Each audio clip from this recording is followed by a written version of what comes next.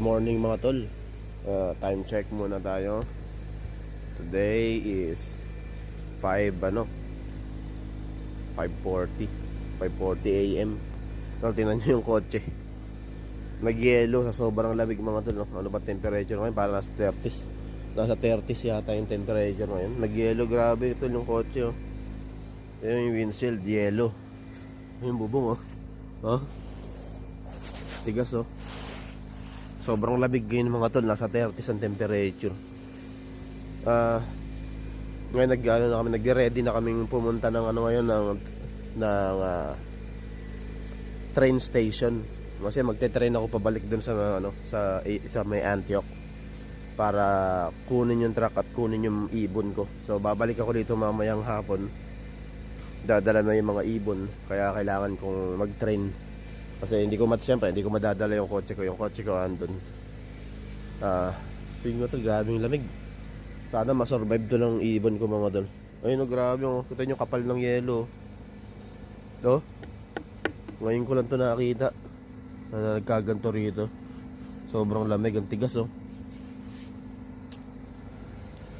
Yun yung mga tol. Ganyan yung yung weather dito sa Fresno, California. So ano tunog yun? Anyway mga tol, yun lang. Ayun, naghahanda na kami. Warm up ko lang tong yung kotse ng asawa ko. Kasi hahatid niya ako sa train station. Ito lang yung hindi nagyelo. Itong part na to, yung gasolinahan. Yung lalagyan gasolinahan tuloy. Yung lalagyan ng gasolina. Ito yung likod to. Kanya mga tol, solid. Paano namin Paano namin magagamit to? Kailangan to buhusan ng mainit na tubig. Ayan, baka mabasag naman. Kasi yelo talaga, oh. Hindi naman nag-yelo dito mga tol, ah. Hindi nag-yelo dito sa Fresno, California. Pero sobrang lamig. Ayan, yelo pati windshield. But anyway mga tol, mamaya update ko ulit kayo pag nasa Ibiyanan na ako. Gagawa ako ng video para habang dinidismantle ko yung aking aviary. So ayun, kita-kits mga tol. Ay mga tol, andito na kami sa train station. Ayun na yung train, no? Sasakyan ko. Pay ko lang yung bag ko mga tol. Ay, first time ko sumakay ng train na mag-isa. So ayun yung sasakyan ko na train mga tol. Babalik na ako ng Antioch, California. You can go upstairs. Sana. Yeah. Upstairs because usually downstairs is for like Okay. Up and down yan mga tol yung train. Up and down. And you can charge it, right? Huh? The window? There's like flag? a flag, yeah. May pwede pala mag-charge sa loob. Tapos may CR daw dyan sabi. Yun lang mga tol. Update ko ulit kayo later. Dito na ako sa loob ng train. Umalis na yung asawa ko. Pumunta na siya sa kotse niya.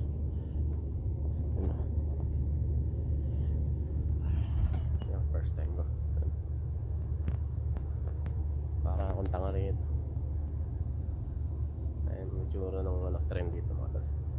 Nandito ako sa second floor.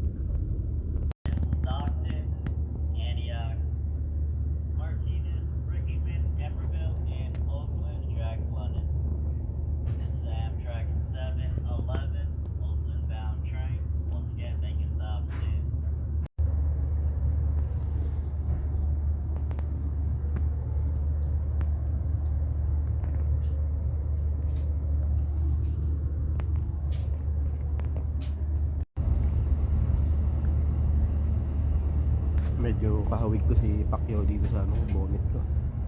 Oo na.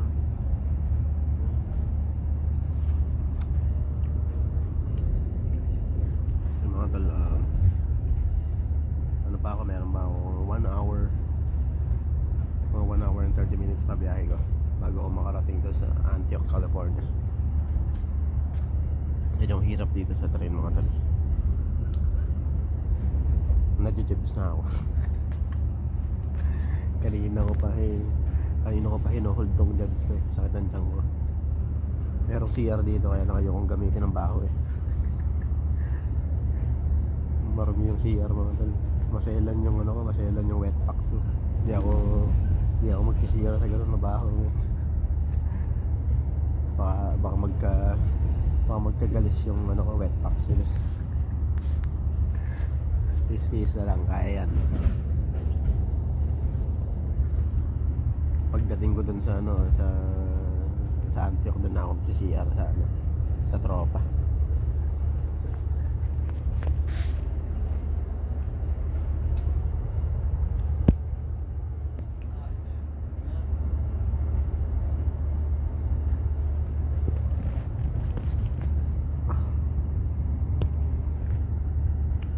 Mga tol, no?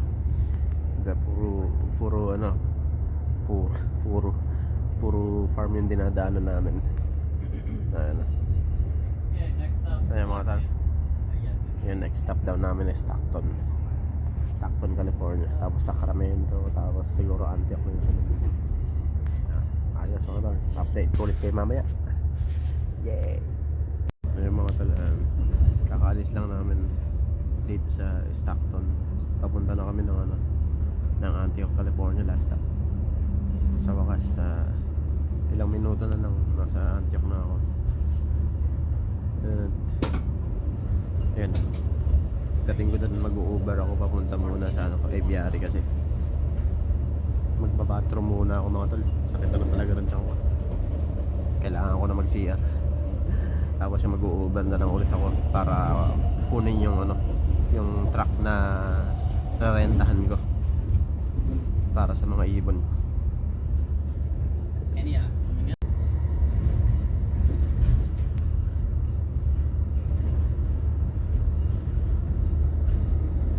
Almost 30 minutes pa mga tol bago kami makarating ng Antioch Amtrak station.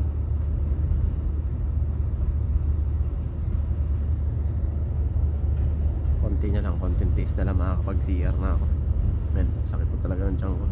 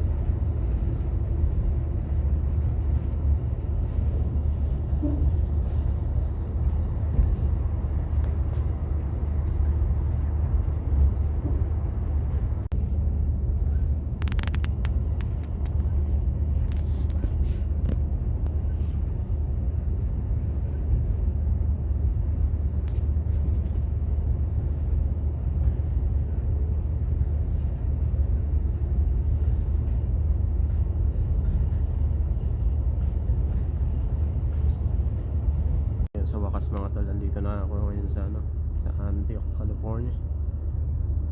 Man, gaantay na lang ako ng Uber kasi kailangan ko na talagang mag-CR. Sa wakas, nandito na ako ngayon. Ayun mga talihinto na yung yung train. Makakababa na ako. Yan, ay sa wakas. Thanks God. So yung mga tol, nandito na ako sa Antioch, California. Nag-aantay na lang ako ng Uber ngayon. Dito sabi ko, andito ako sa statue na to. Punta muna ako sa Aviary para makapag-CR. Sobrang sakit na ng tiyan ko mga tol. Ay, buti na lang umabot. Kaya mga tol, ito yung Amtrak station. Ayan. So ayun mga tol, update ko ulit kayo mamaya. Bibidyo ko naman next yung pagpunta ko dun sa nirentahan contract, tapos yung pag dismantle ko ng EBRE. Anyway mga tol, yung kita-kits later.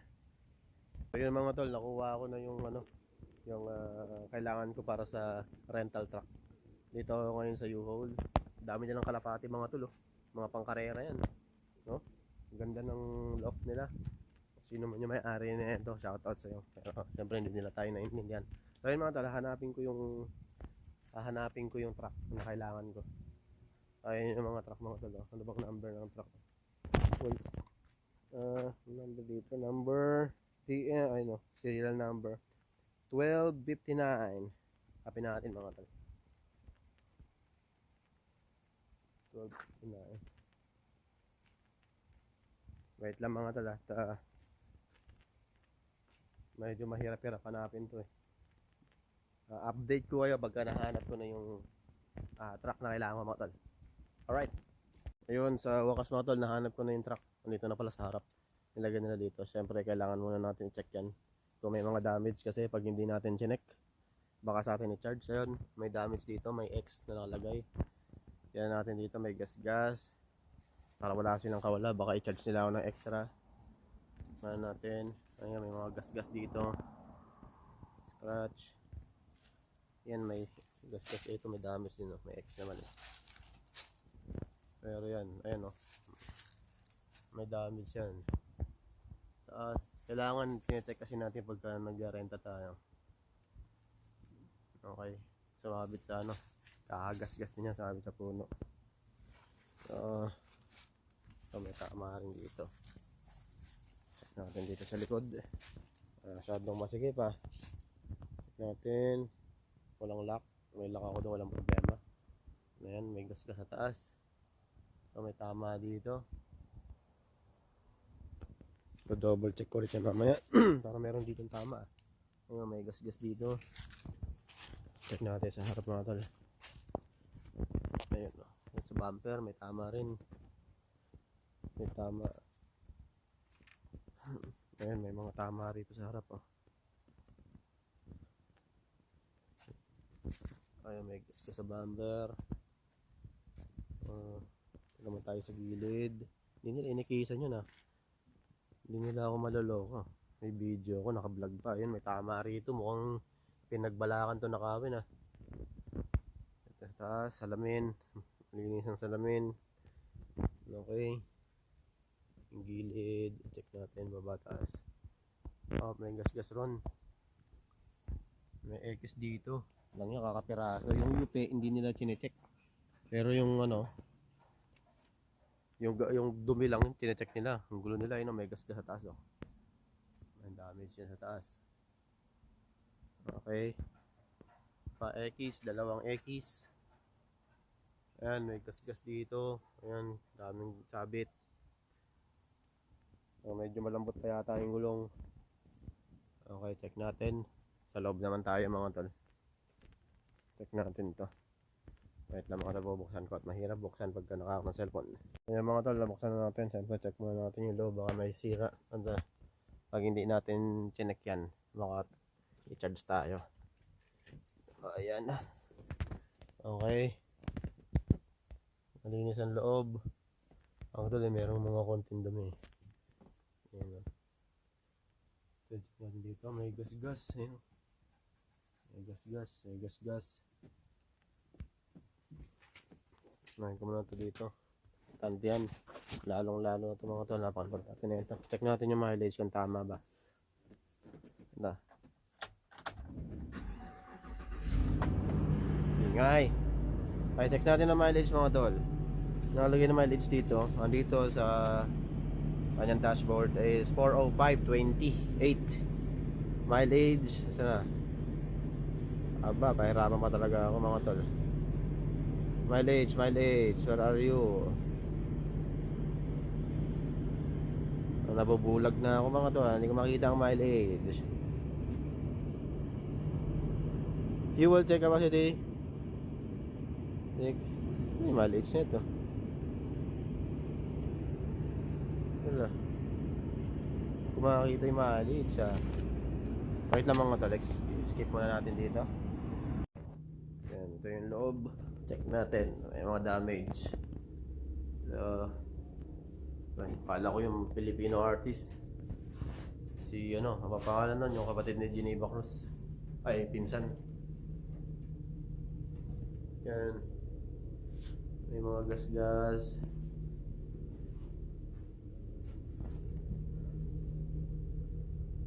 Okay. Check. Tatay na naman ako ah. Yan o. Okay na. Sa wakas mga tol, dala-dala ko na yung truck. At okay naman siya. Ang pinakamaganda nun na hindi ko na kailangan mag-gas. Kasi full tank na yan mga tol. So gagasan ko na lang siya pagdating ko sa Fresno mamaya. Sana matapos ko na maaga tong pagde-demolish ko.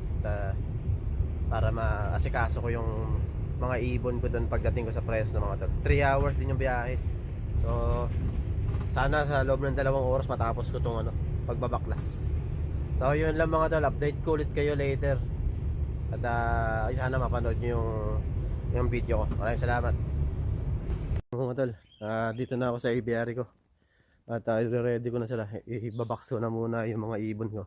Kasi hindi naman sila pwedeng ilagay sa loob ng truck dahil baka ma-suffocate. So ilalagay ko muna siya sa doon sa harapan. Ayan. Ganda ako ni box. Itong paglalagyan ng IRN. Yung mga IRN ko mga tol. Matrabaho to. Daming ibon niya mga tol. So tara. Let's go, samahan niyo ako mga tol.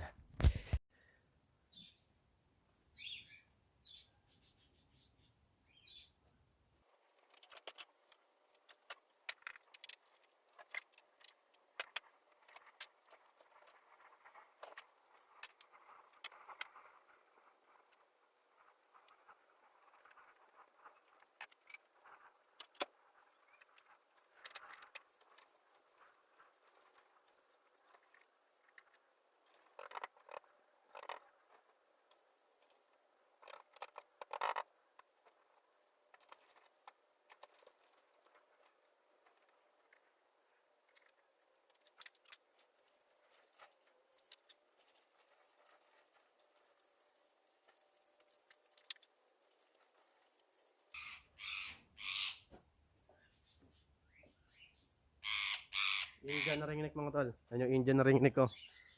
Ang ganda, 'di ba? Ito yung Harley Quinn. Ang tawag na Harley Quinn Indian na ring neck. Ayan mga tol. Kita niyo ba? Ayos, ayos sa traveling kit.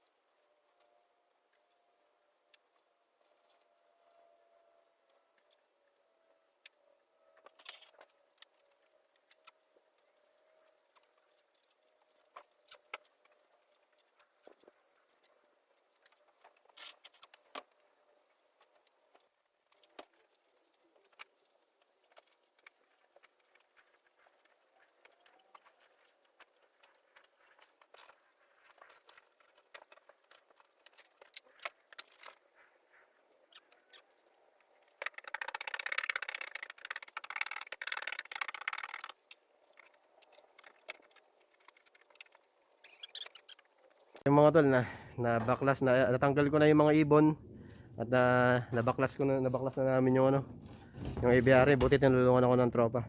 So ito na yung ibang mga kids mga tol. Ay, sana matapos ko to bago dumilim kasi pag inabutan akong dilim mahihirapan ako. Kasi isa-set up ko pa doon sa Fresno yung mga ibon. Salamat sa tropa, tinulungan tayo.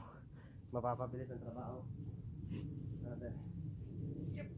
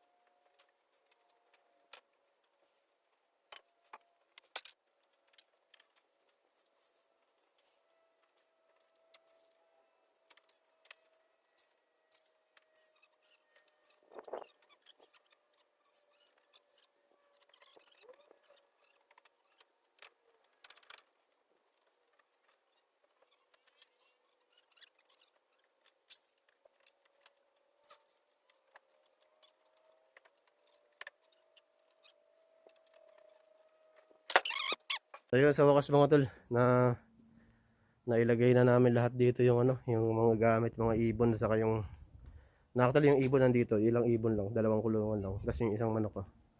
Kasi hindi pa pwedeng lahat, baka hindi sila makahinga. Yun.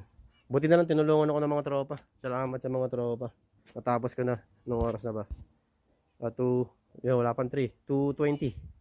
So 2:20, kakain na ako, maghihilamos kasi puro alikabok yung mukha ko sa mata ko. Delikado, baka mabulig ako. Yun, babayahin na ako mamaya-maya. Grabe, pagod ako mga tol. Ito pa yung mga ano ko, iba kong ibon. Sa harap ko na ilalagay yan kasi hindi sila pwede dito sa loob, baka mamatay. So, ayun mga tol. Mamaya-maya babayahin na ako at update ko ulit kayo sa biyahe. Sa pagdating sa Fresno. So mga tol, kita-kits later. Ayun na mga tol. Papunta na ako ngayong ng Fresno. Narinig nyo, ito yung mga ibon ko mga tol. Nag-iingay sila, sana ano, okay lang sila dyan sa loob. May mga butas naman yan tol, mga box na yan.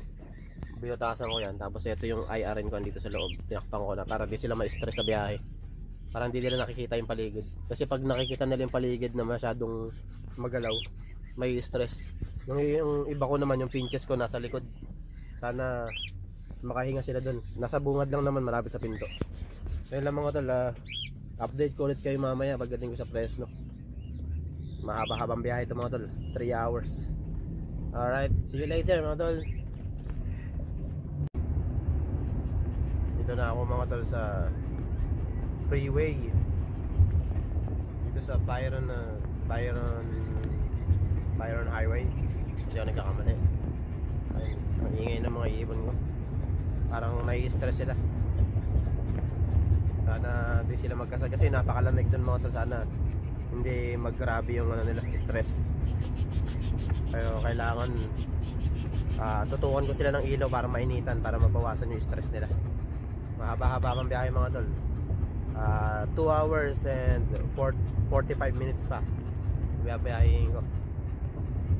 Malayo-layo pa at medyo inaantok na nga ako mga tol kasi ang aga kong gumising. Alas 5 pa lang gising na ako eh. Kasi para sumakay ng tren. Ayun, buti na lang talaga tinulungan ako ng mga kasama ko. Kasi kung hindi nila ako tinulungan, hanggang ngayon malamang hindi pa ako tapos. Hindi pa ako tapos magbaklas at mag-load ng mga gamit ko. Kailangan. Ayun no. Ayun lang mga tol, update ko ulit kayo. Siguro mamaya na pagdating ko sa Fresno kasi mahaba-habang biyahe ito mga tol. No? Okay, man. Naawa ako sa ibon pero kailangan kong kailangan talaga namin mag-move eh. Wala magagawa eh. Magkakaanak na ako eh. Kaya no choice talaga. Sacrifice talaga mga tol. Yung iba ko pang ibon may mga itlog. Kaya malaking sacrifice to mga tol. Sacrifice sa pera. Hindi rin ako pumasok ngayon, Biyernes ngayon hindi ako pumasok para ma-i-travel ko tong mga ibon ko. Para matapos ko na tong problema ko. Marami pa akong aasikasuhin kasi ang dami ko pang mga tol, dami ko pang kailangan asikasuhin sa paglipat ko. Kailangan ko maghanap ng trabaho lilipatan. Dami ko pang gamit sa storage, may mga gamit pa ako. Di pa tatapos mga tol. Ito pa lang yung at least mababawas-bawasan yung yung problema. At hindi naman masyadong yung problema to. Siyempre, ay iibon ko itong mga tol. Talagang ilang taong ko nang alaga itong mga to. So yun lang mga tol, update ko ulit kayo mamaya. Baka pagdating ko na sa Fresno. So yun, see you later mga tol.